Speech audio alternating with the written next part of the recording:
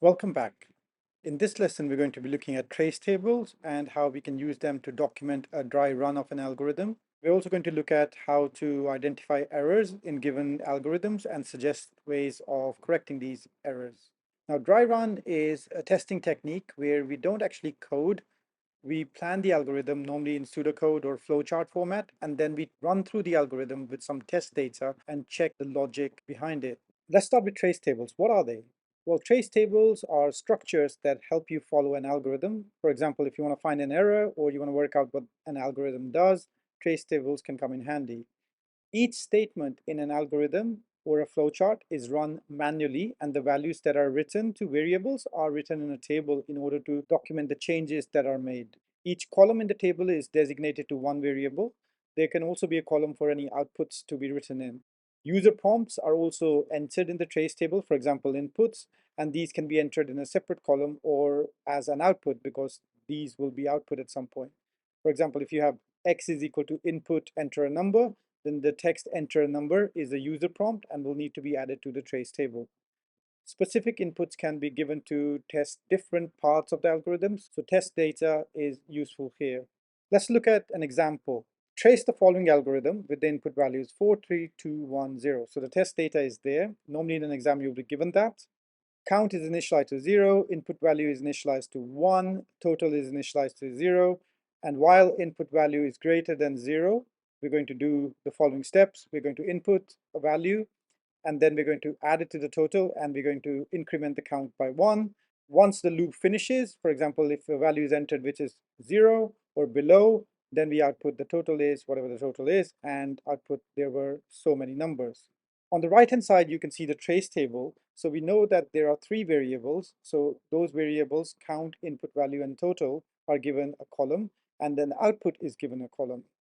There's nothing else in there which is required. So we have outputs, we have count, input value, and total. So how would it look like?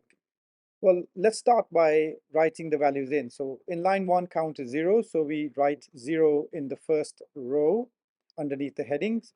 Then we write input value to 1 and total to 0. We initialize those variables. There's no output so far, so we skip that and we move back onto line 4, which checks if the input value is greater than 0, which it is, and then we input a new input value, which we take from the test data, and we type in 4. Then total becomes 0 plus 4 is 4. We add that to the trace table in line 2, and then we update count. Now we don't go backwards, and so we're not going to go backwards and write count equals 1. We skip to the next line and write 1 there, and we continue this process until 0 is entered.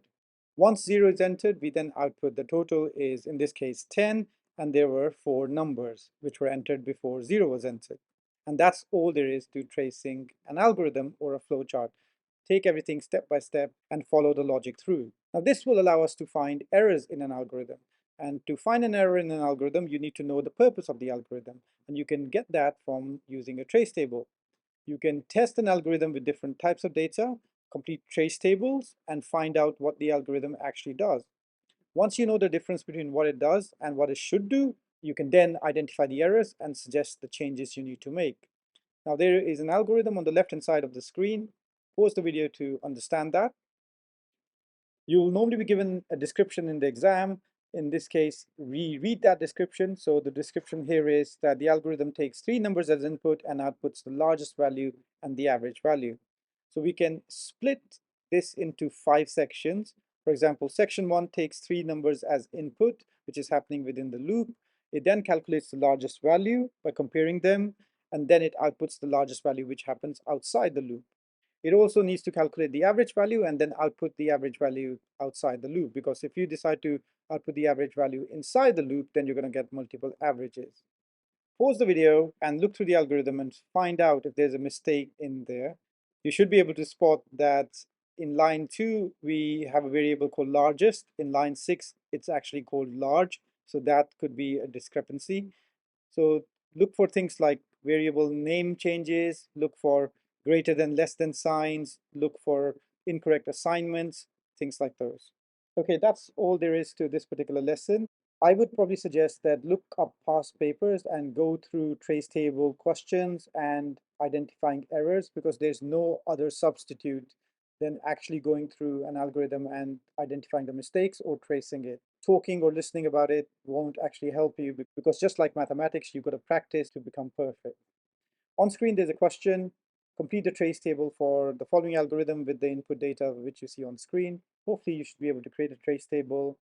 That's all for this particular lesson. If you do have any questions, please get back to me. Otherwise, I'll see you in the next one.